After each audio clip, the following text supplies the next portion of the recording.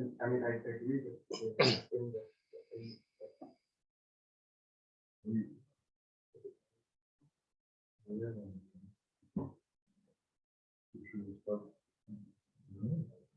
He's cutting it.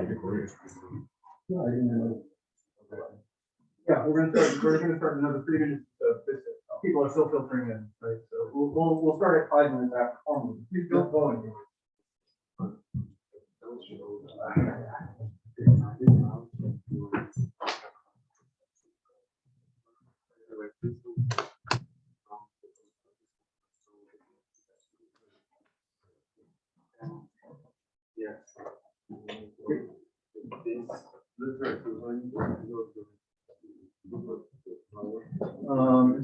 So I should probably. Well, I think I can probably project long enough that everybody in the room can hear. So it might not. The people on YouTube on Zoom might not hear me introduce you, but that's maybe okay. I guess I can.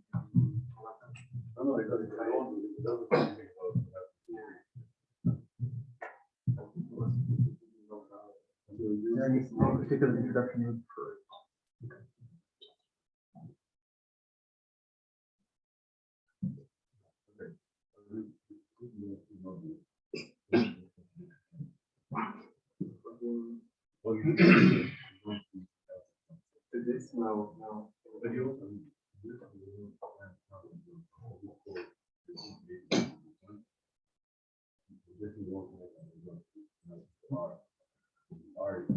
Ready? Okay.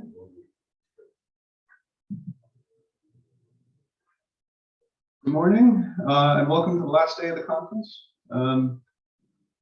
So we are going to get started. Our first speaker this morning is Frank Lutz, who is going to be speaking about recognition of spaces, successes, and limitations. And I have not seen this talk before, and so that's about as much as I know of what you're going to speak about. Thanks, Jeremy, for the introduction, and thanks to the organizer and this wonderful place that sort of is hosting us for this week. Yeah, well, this is a talk on what can happen if you want to recognize spaces, and things can go wrong, but you can also achieve something. And this is sort of the story of how we sort of get along with that. Apart from this one is frozen. Okay, so the talk is very simply structured. There are tasks, there are failures, there are successes, there are limitations, and there is more. So let's have a look. Tasks, our first topic. So the input always will be a finite Simple-homotopy complex. So if you want to recognize shapes, then often, of course, this is also a matter of geometry. And but I'm maybe a little bit humble, and I just try out topology. And here are some questions we are possibly interested in. So is K a manifold? So like you have perhaps a lot of data points and you do some reconstruction in some sense, partially, and then you have a Simple-homotopy complex, and perhaps you want to know whether this thing is a manifold. Well, it could also be a bit restricted, the type of question we want to ask, like, is the thing a sphere?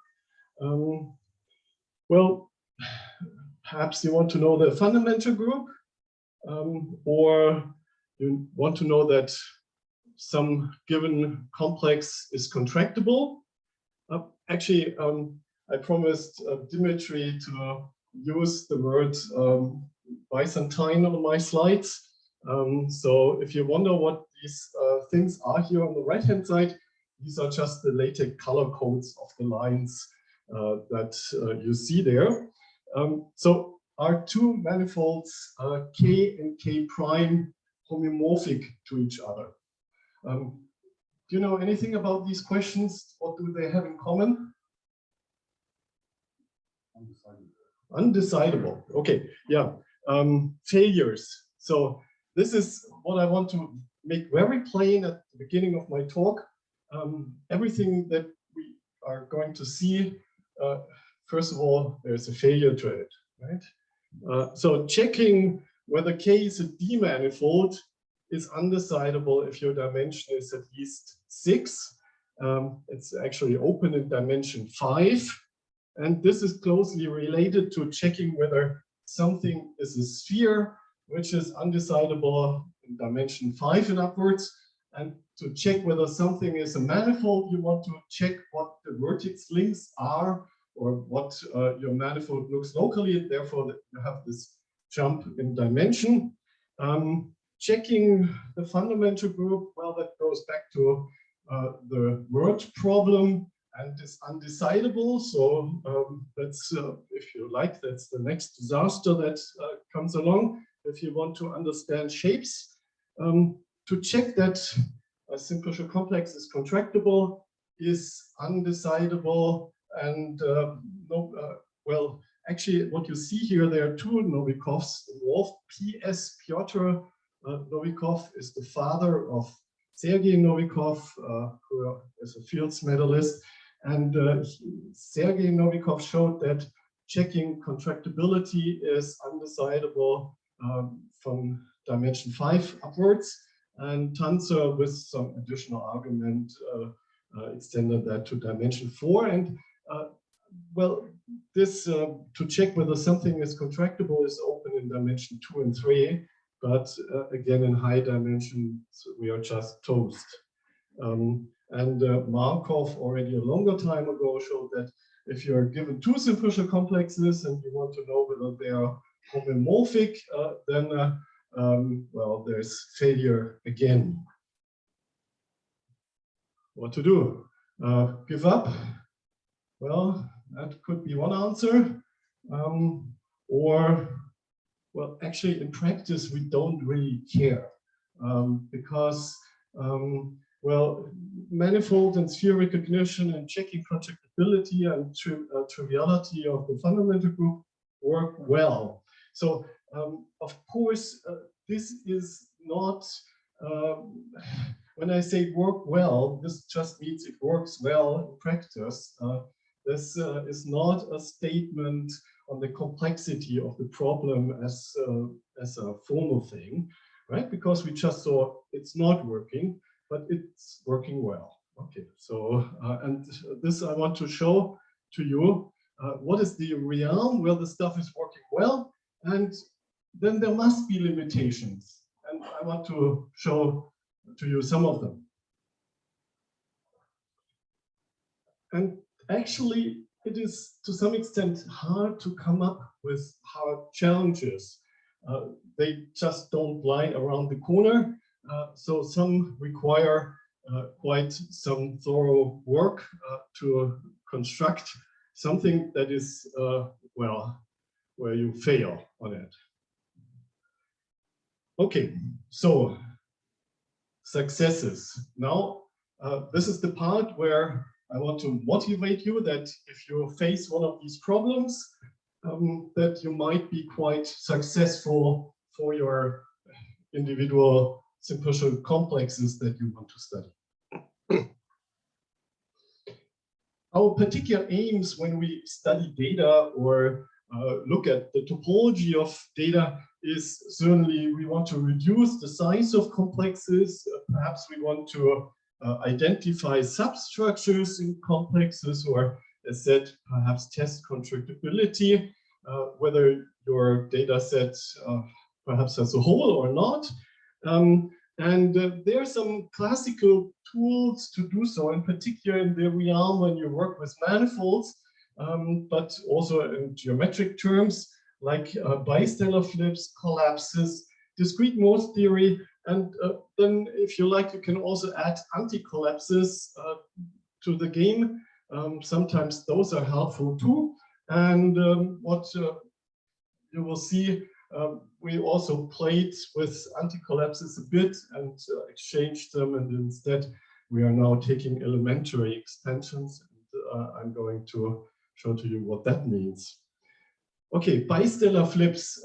this is one way to modify a triangulation of a manifold, or in general, if you have some simple complex and perhaps a two-dimensional one, and there's two such triangles, and the middle edge is here on the right-hand side, and the middle edge is perhaps not included in a third triangle, then you might want to flip the two triangles to have the other diagonal, because perhaps some triangles are acute and you want to get a nicer triangulation of your object.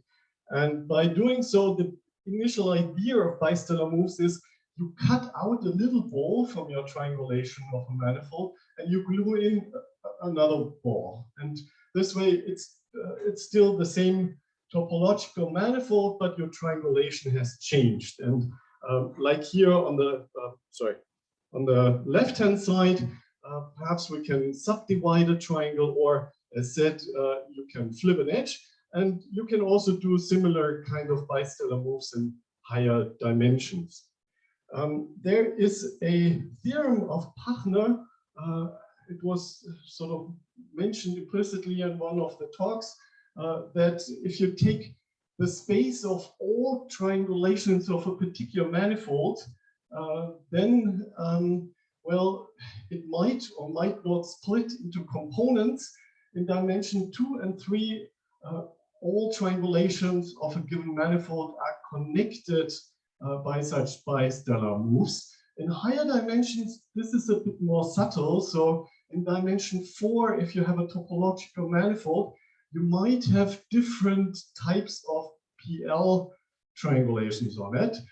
But in any case, what Pachner's theorem tells you, two triangulations are bistellarly equivalent if and only if they are PL homomorphic, so they can be connected nicely. And this can be used because if you have one triangulation of an object that you suspect to be a sphere, and if you are lucky enough and you change the triangulation over time, and eventually you end up with the boundary of a simplex, then this is a certificate that your original object is a sphere, because the boundary of a simplex is a sphere, and then your initial input object is a sphere too. So let us do this on a torus. So here in the upper left corner, that's a 9-vertex triangulation of a torus. So left and right are identified, but you have a question? You were working on the triangulation. Okay. So yeah, what you see, 1, 4, 5, 1, 4, 5. So the left and right hand side are identified, the upper and lower side are identified. That's a triangulation, therefore, of the torus. And now we can flip edges. And well, we would do it once a time, but then my slide is overfull, so I did 2 at a time. So I'm flipping sort of these diagonals to get this one, and then I continue. And eventually, I'm down to the situation where I have 2 vertices that only have degree 3. So that was the thing that I started with. I wanted to reduce the degree of a vertex. So here in the initial triangulation, every vertex has degree 6. And I sort of over time reduced the degree of 2 vertices to 3. And then I can remove these 2 vertices. And then I end up with a vertex minimal 7-vertex triangulation of a torus. So that's the basic idea. And this you can do for every input triangulation. And so a longer time ago, we set up some simulated annealing kind of way doing this. And what you see here on the right-hand side is a triangulation, a 16-vertex triangulation of the Poincare homology 3-sphere. And so here again, we started with a larger triangulation and then reduced it to 16 vertices. And as far as I know, no one else has found a smaller one. So this seems to be the best possible thing you can do there. By the way, if you have questions, just stop me at any time. Okay, so, well, after this uncertainty that things might be undecidable, here's a positive thing. So in dimension 3, 3 spheres can be recognized.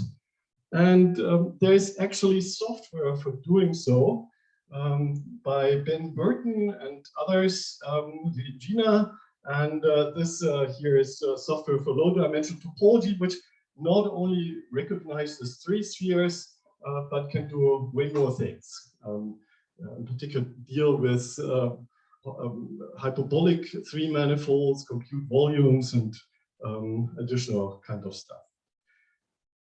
Well, if we jump up by dimension 4, it's unclear what happens. So dimension 4 is open, whether you can recognize the 4 sphere or not. So work to do there. Yeah, well, I said bistellar moves is one of the things that is useful. Collapses is another one. And what we have been doing is elementary collapses. So you're looking for a free face, like maybe this outer edge here, and then you pair it, as indicated by these arrows, with, in particular here, the triangle this edge is contained in, and then you remove that pair and you don't change the homotopy type.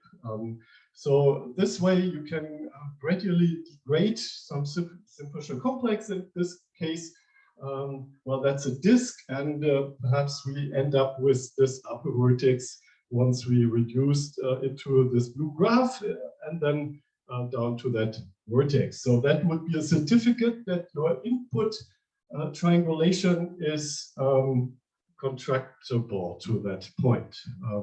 So that's particularly nice, and either you can follow a particular strategy, or you just do it randomly. So whenever you see a free face, you pick one uniformly at random and then continue.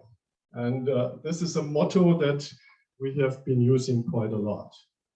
In particular, to set up some kind of random discrete Morse theory. So not every simple complex is collapsible.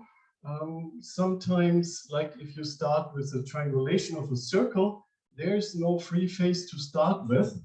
However, those people that know discrete Morse theory, an additional kind of thing that you are allowed to do in a circle, you just start with removing some edge, again, perhaps uniformly at random, and then this opens up to collapse the rest down to one vertex, which remains, and therefore you have two critical cells, the one edge and the one vertex. And if you like, you can, again, there was some discussion, build a CW complex out of it with one vertex and one edge. And again, that's a simplification of that space. And then along that way here, you randomly collapse. You randomly, whenever you're stuck, you remove one facet as a critical face. You record how many critical faces that gives you. And well, this in the end, you can note as a discrete Morse vector. And well, then you're down to one vertex, and then you can rerun. And then things can happen that perhaps one choice of collapses was not so good, so you picked up a lot of critical faces. Another one was way better, and then you can store the stuff on your computer and perhaps choose that strategy that is best possible. Yeah. When you find a critical face, do you remove it? Yes. Okay. So this is destructive on your simple complex. But this works fast. So we have an implementation in the polymix system, and you do it on a Hasse diagram of the initial simple complex, and then you just delete all the time. So in a collapsing step, you delete two faces. If you have a critical face to remove, then you remove it as well, until eventually the Hasse diagram is gone, and then you rerun on a copy of the Hasse diagram. But this is a formally a state critical. It's really removal amendments in place. So Can I just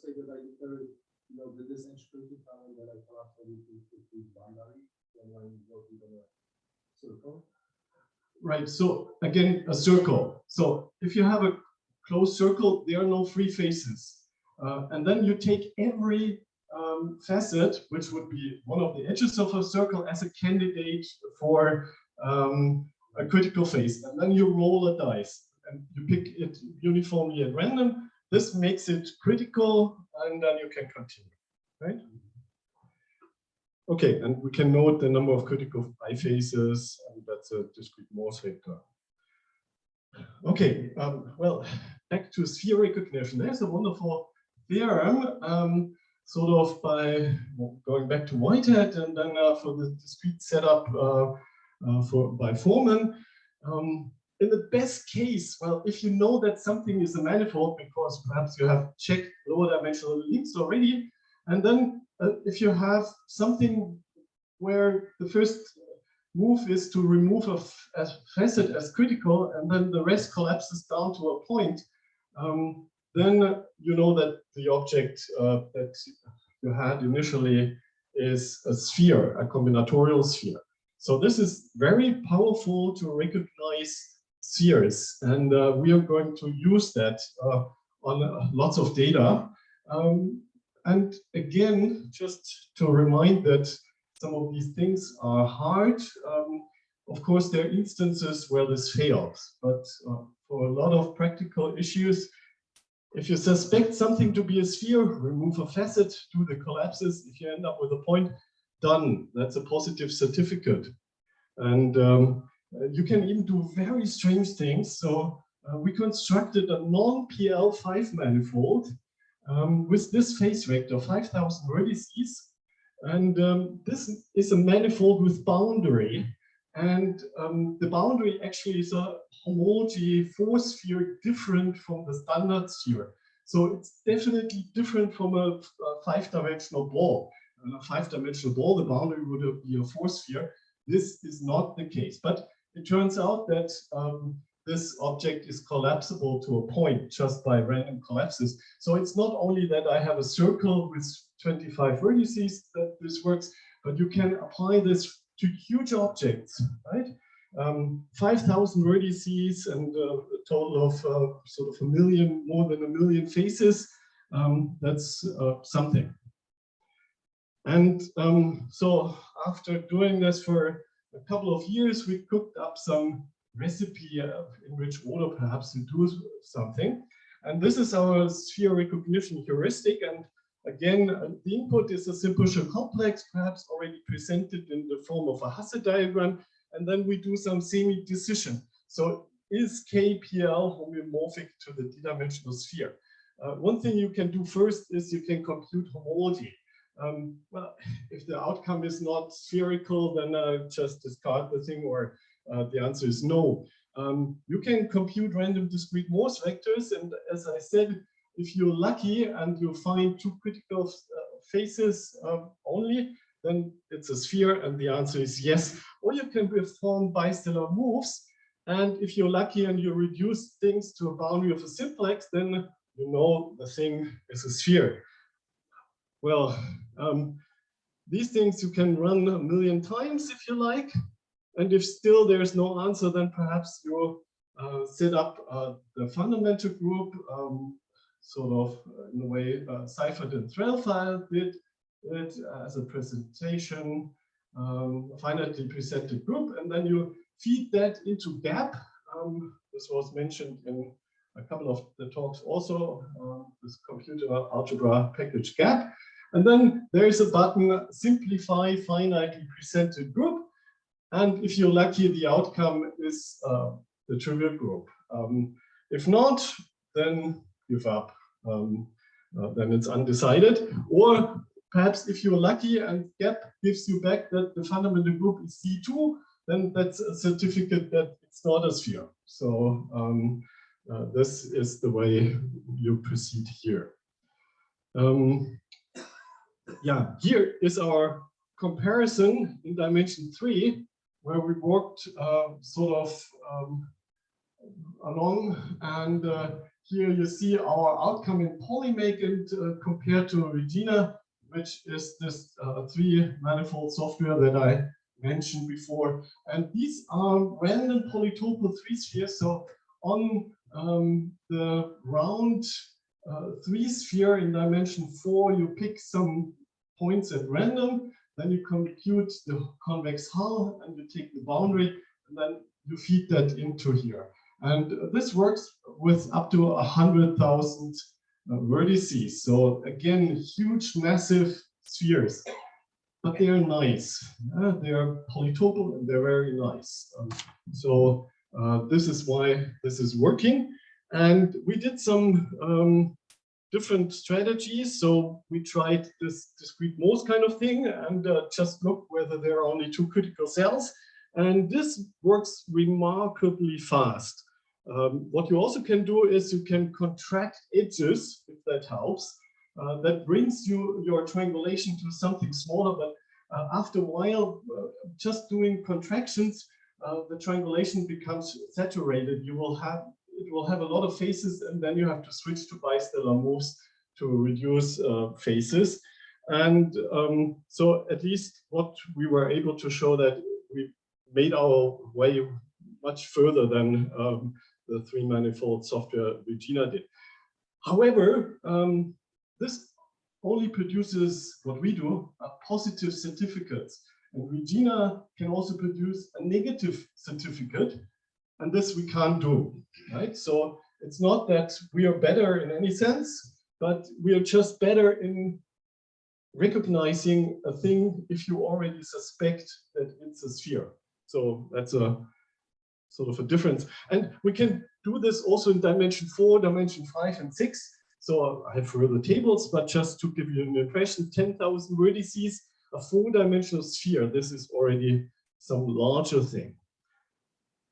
How can we recognize that something is contractible? This is the object that was on my first slide. This is the done set. It's triangulated on 8 vertices, and it's contractible but not collapsible. Well, the reason why it's not collapsible, there's no free face. So this outer edge here, which is subdivided, here is labeled 1, 2, 3, 1. And here you see it again, 1, 2, 3, 1, and 1, 2, 3, 1. So you take a triangle and all 3 edges identified, and the inner part, if you subdivide it, also every edge is lying in 2 triangles, and then there's no way to start with. So it's not collapsible. Therefore, yeah, you're stuck. This also might be some of the objects. Perhaps you have a larger dimension, a larger Simple-homotopy complex. You start to do collapses, and then if you end up in this kind of thing, you're stuck. And of course, you can then clear one face is critical, but this is not helping you to show that this is contractible. Well, there's a very old idea by Whitehead. Along I collapses, allow also I anti-collapses. And 2 Simple-homotopy complexes are homotopy equivalent if there is a sequence that connect these 2, and along the sequence you are doing collapses and anti-collapses. This is similar to the bistellar moves. And now, well, if there is such a sequence, to follow the sequence is the one thing, but to find such a sequence is another one. Already with bistellar moves, we have no bounds in general on how far up you have to go. And therefore, bistellar moves is not a tool to recognize algorithmically a higher dimensional sphere. Perhaps, if you're lucky, you recognize it heuristically because it goes down to a boundary of a simplex, but maybe you're stuck in a local minimum of this entire space of triangulations, and then you have to perhaps first add 1 million of vertices before you can go down to the boundary of a simplex. And then there is no bound on the number of the vertices you have to add, and therefore, in general, it's not an algorithm, but you can just play with it. And the similar thing here. Even if there is a connecting sequence, you don't know how long that sequence is, how much stuff you have to add first to simplify it. Right. Yes. So you don't have a bound, but simulated annealing does work well in many situations. Yes, I'm showing some examples. Okay. Yes, sometimes it's pretty easy. Okay, yeah, and now you can do some theorems. What happens about these sequences? This I don't want to do. But first of all, if you want to implement anti-collapses, that's, to our impression, not a very good idea. Because if you want to add a simplex in an anti-collapse, then all its faces have to be present apart from one triangle. So you might have to add lower dimensional faces first before you add the tetrahedron. And this is sort of a mess. Then you have to backtrack and compute a lot. And this is sort of, well, just leading to nothing really. So we thought, well, still we want to do it. And a way that turned out to be nice is a pure elementary expansion. So we are not adding first lower dimensional stuff, but if you have some two-dimensional complex and you want to glue a tetrahedron on top of it, and you want to keep the homotopy type, then one way you can do so is you add the new tetrahedron along a ball, right? And the ball could be, if you add, say, a tetrahedron to the two-dimensional complex, then it could be on top of one triangle, or maybe on top of two triangles, or maybe on top of three triangles. And this way, such a pure elementary expansion sort of is almost a bistellar move, except that it goes up in dimension. And indeed, bistellar moves can be expressed by adding sort of a higher dimensional simplex of one dimension plus, and then reduce it to sort of the other triangulation that is obtained in that bistellar move. Yeah, so, and every such pure elementary expansion can be expressed as a sequence of I anti-collapses, but here they already come for free in the right order, sort of. Okay, you can put that into some new heuristic. So if you want to study whether something is contractible, just try collapses, and if you're stuck, like for the done set, then do one such pure elementary expansion. And if you're lucky, then this already opens the door to continue. And from an implementation point of view, I mentioned hazard diagrams in polymake. So destructing complexes is cheap. Adding this is a bit more painful because in polymake you have to recompute the hazard diagram. It's not coming for free that you can extend it. But anyway, that's how we do it.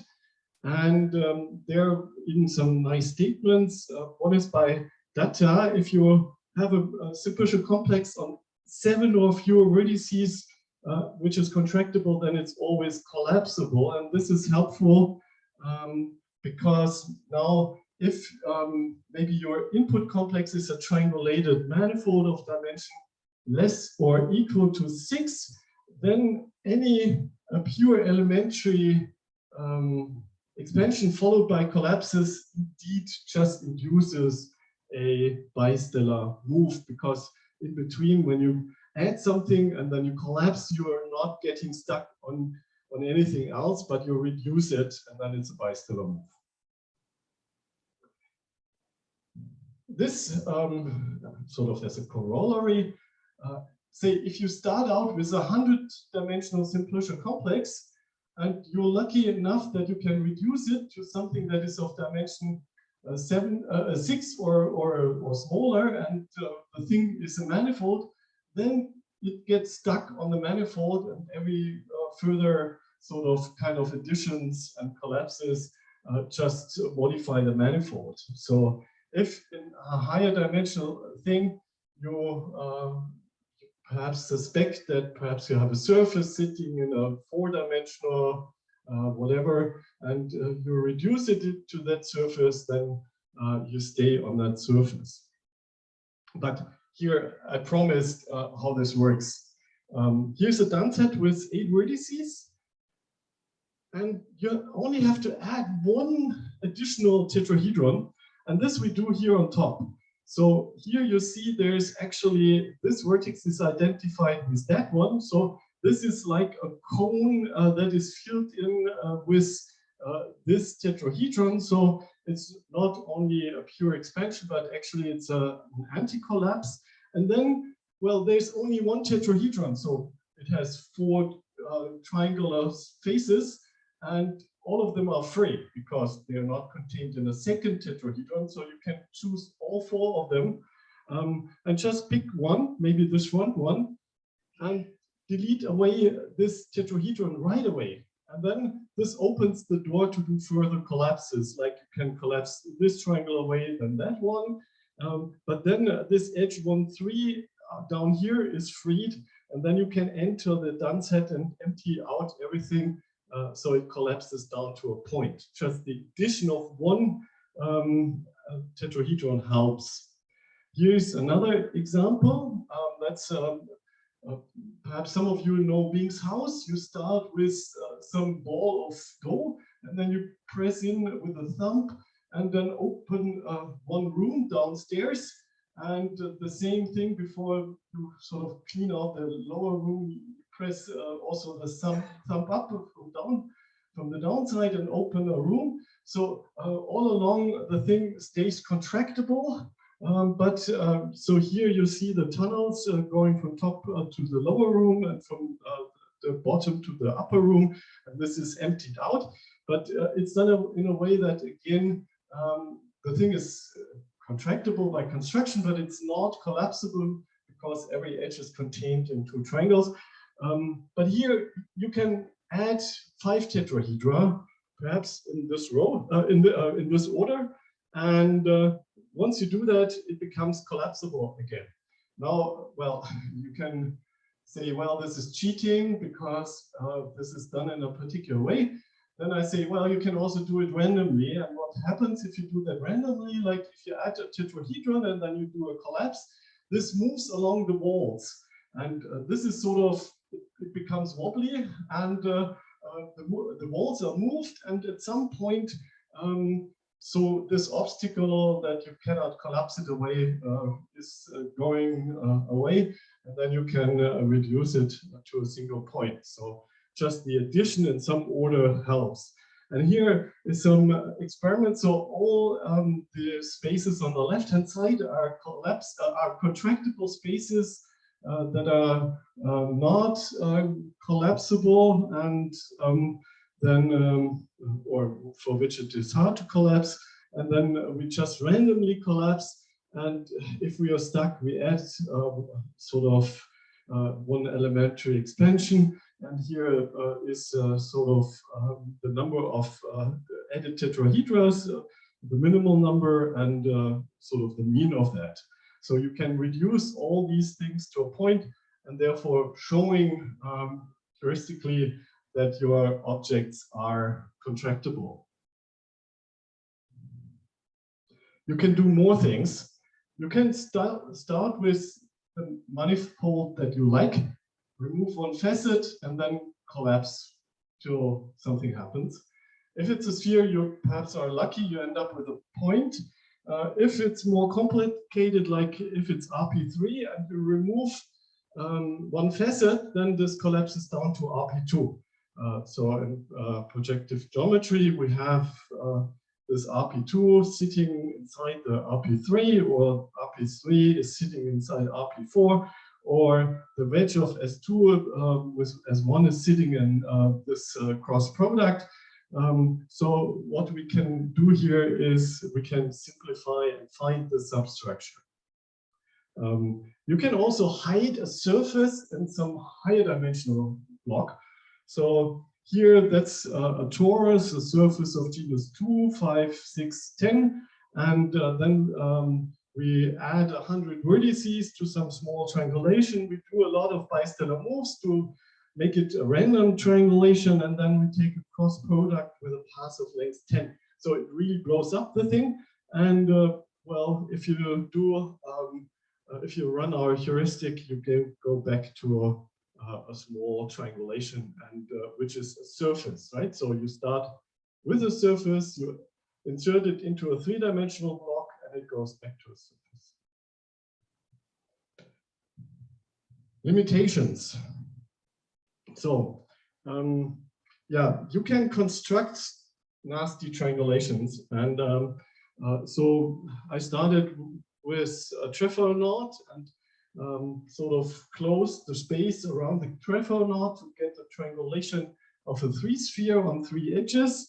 And this is an example with 13 vertices. And this is what happens if you run sort of random collapses and taking away of critical faces. In the most cases, you find the spherical discrete Morse vector, but sometimes you pick up more critical faces. Then Bruno Benedetti came to my office at some point and asked me for a double trefoil knot sitting in a sphere. And here this is more complicated, as you see. So the spherical discrete Morse vector you don't find in all times anymore, in most of the cases anymore. And then a little while, Bruno came back and asked me for a triple trefoil triangulation containing the knot. And this is interesting because you can prove by knot theory arguments that it won't have a spherical discrete Morse vector, so that fails. So here you get stuck. But still we can compute the optimal discrete Morse vector. Okay, 3-sphere recognition in practice. I don't know of a single example of a triangulated 3-sphere that cannot easily be recognized. Not a single one. So if you can come up with one, let's play with that, right? But I don't know one. Of course, you can say, well, I can subdivide and it will have a billion vertices. Then I have to say, well, this I cannot plug into my machine. But other than that, I don't know an example. 4 spheres. Now it becomes tougher. So here, down here, you see a balanced presentation of the trivial group. So you open up 2 generators, X and Y, and then you kill them, right? And this you can understand like you open up these 2 holes, and then you glue in disks or handles. This now can be done for a non-trivial balanced presentation of the trivial group. So if you look at this group, hard to see which group that is, but it's the trivial group. And here I'm going to show why. So you can just sort of bring stuff here on the other side, and then take this to the R, and then, well, x minus 1, y minus 1, and yx cancels out. So you have a factor x to the r here in the middle. This you can replace with the second relation. So you have a yr minus 1. So these y's cancel. This gives you yr minus 1 again. And then you take the relation back and it's xr. So now you have yr, xr, but here you have xr, yr minus 1. Therefore, it's trivial. So Akbulut-Kirby spheres are defined via these presentations. And now, well, these 2 relators we have to plug in to such a 3-dimensional handle body. And unfortunately, we can only do that in a knotted way. But you can explicitly construct a triangulation out of that by prisms that follow these lines here. And well, then you go to dimension 4 again by just taking cross an interval. And then suddenly this curve that is knotted in 3 space is unknotted in 4 space.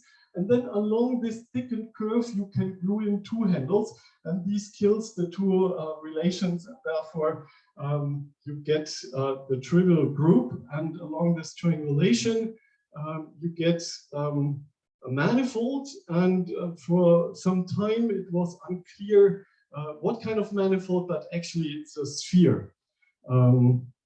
So this is what Akbulut proved, and you can triangulate that, and these triangulations have well, some number of vertices, but you can use bistellar moves to reduce them to a smaller one. And now we have a 4-dimensional sphere with 23 vertices, or perhaps more, depending on which example you do that. And I cannot recognize that. So that's That's the first and only force field that I cannot recognize. And it was built on purpose just to make our heuristics fail. But it required some work. So Akbulut proved these Akbulut-Kirby force spheres that are produced this way are standard PL force spheres, and these are the only ones that you can test on. Well, of course, you can have another presentation of the trivial group, and then you can build it yourself, and then you will see the same phenomena, but no one else has tried to implement that. And along this, there are a couple of open things.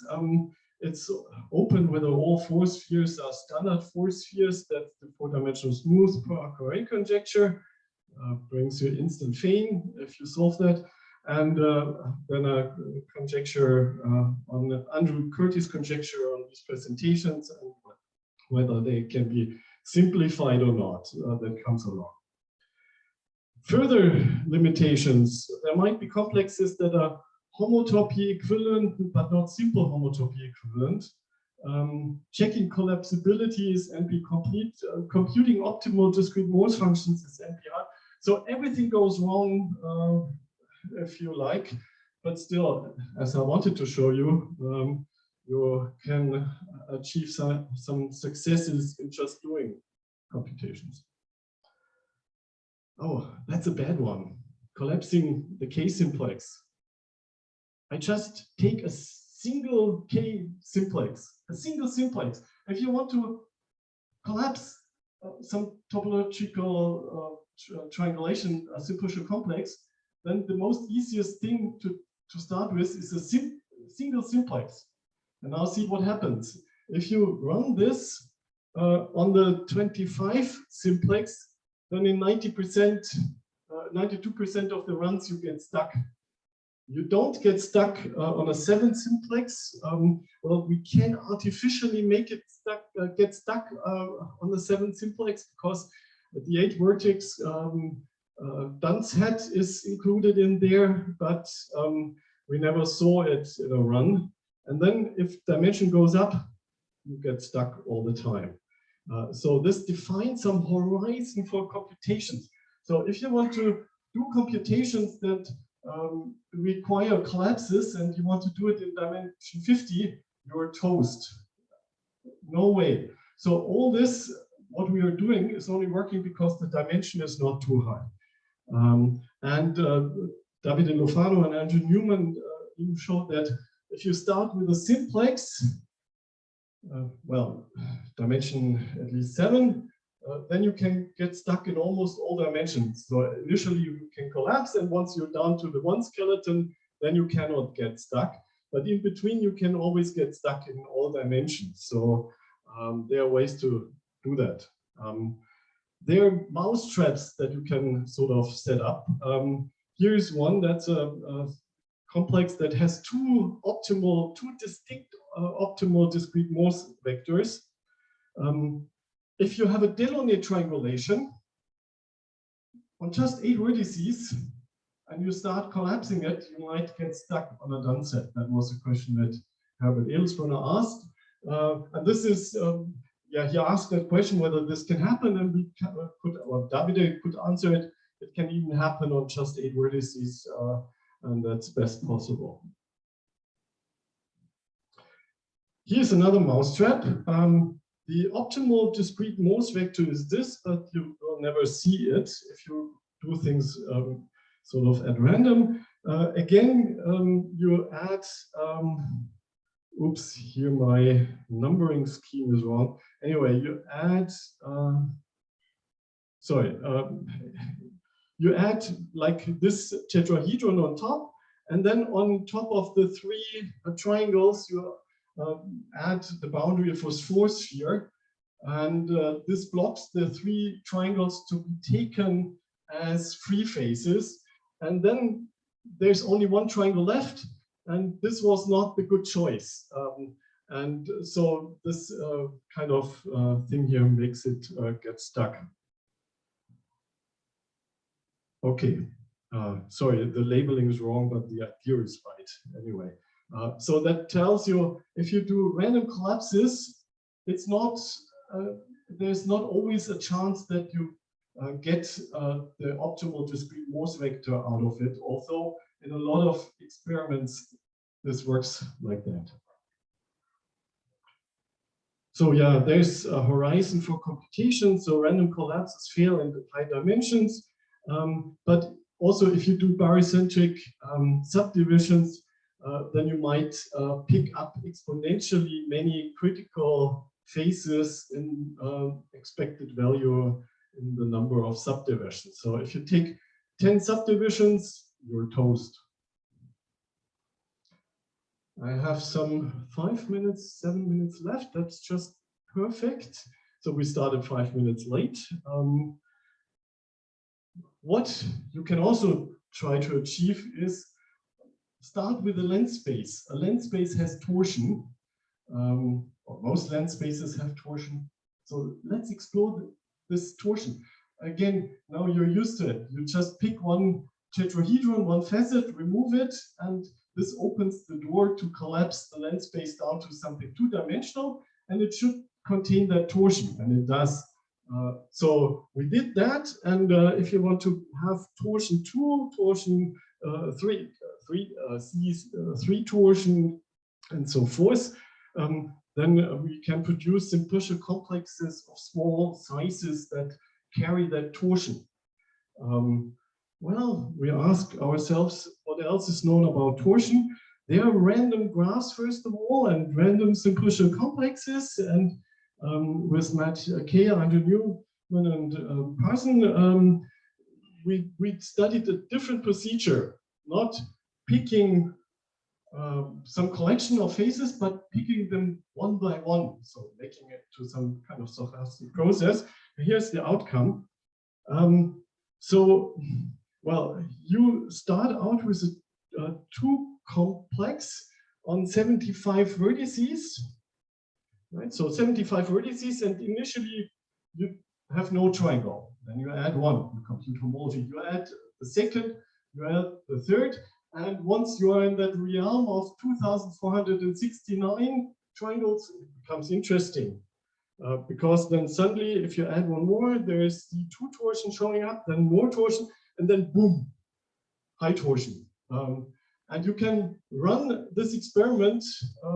It will take you, I don't know, half an hour to set up this code, and you can do it, and then you can compute it.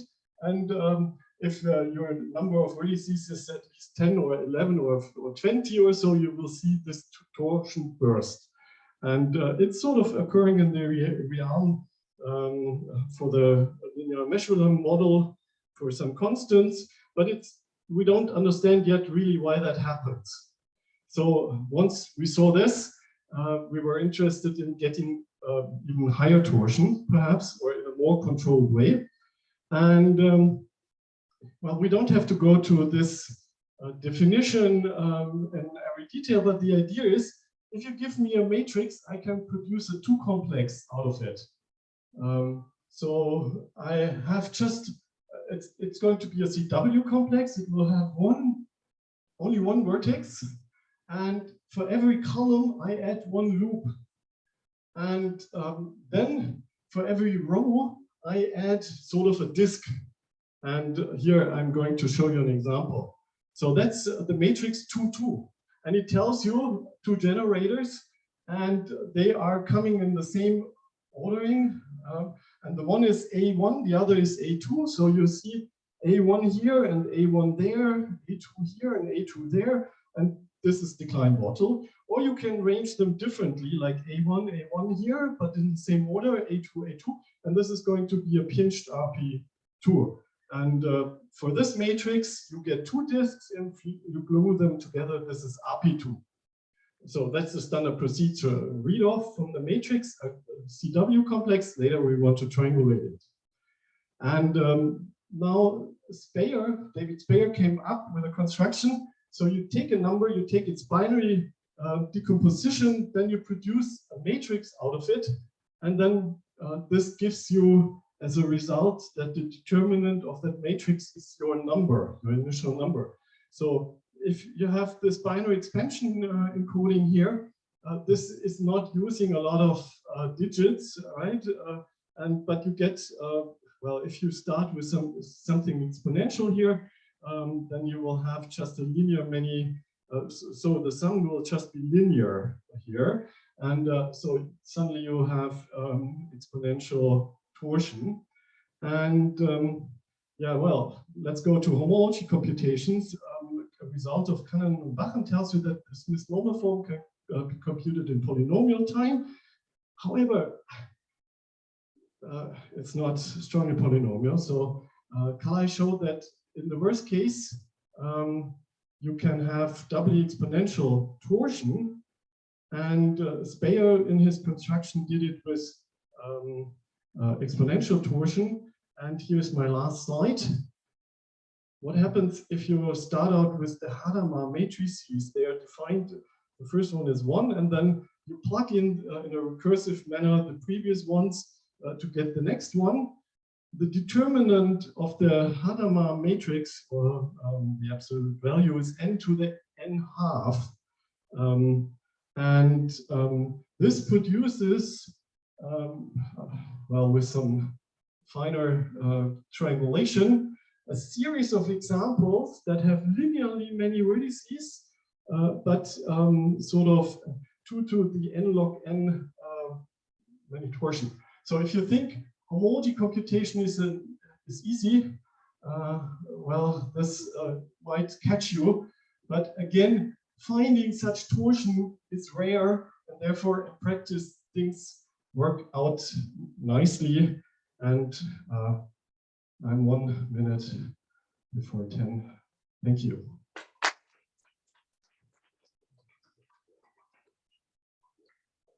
We have time for a few questions.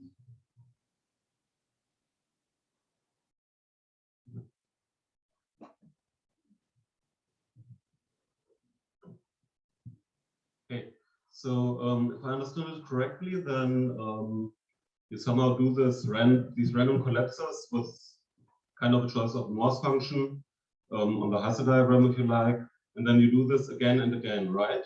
Right. So Yes. in order to perform this Morse theory, it's important that you have a simplicial complex as an input or some kind of regularity condition on the phase relations. And if you perform these collapses, this regularity might be broken. So how do you take care of that? That's no problem in the next step. Well, in every step, it stays a simplicial complex because it will eventually collapses, right?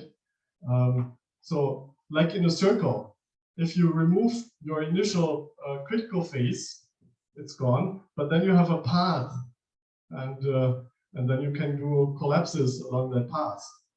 So it's always staying a simplicial complex. And this is just easy and nice. But when you then have collapsive path, if you consider the whole space again, then you have only like a zero simplex, which has yeah, this I mentioned. Yeah, well, sort of this is a theorem of Foreman. Like if you do that, then the critical phases form the phases of a CW complex that is homotopy equivalent to your initial complex. But that's a second step. If you want to have this CW complex, then you have to store additional information. We just throw away the stuff, right? If I take out the edge, I throw away, but I mark that I found one, or that I collected one critical edge. And then I do further collapses, and then there's only one vertex. So I have a discrete Morse vector of one edge and one vertex, and this is just recording of it, and but not of the terminal object as a CW complex. Okay. But it's enough by this one theorem to detect the sphere. Other questions for Frank? I have one for you, but I'll ask you when the next speaker is getting set up. So let's thank Frank again.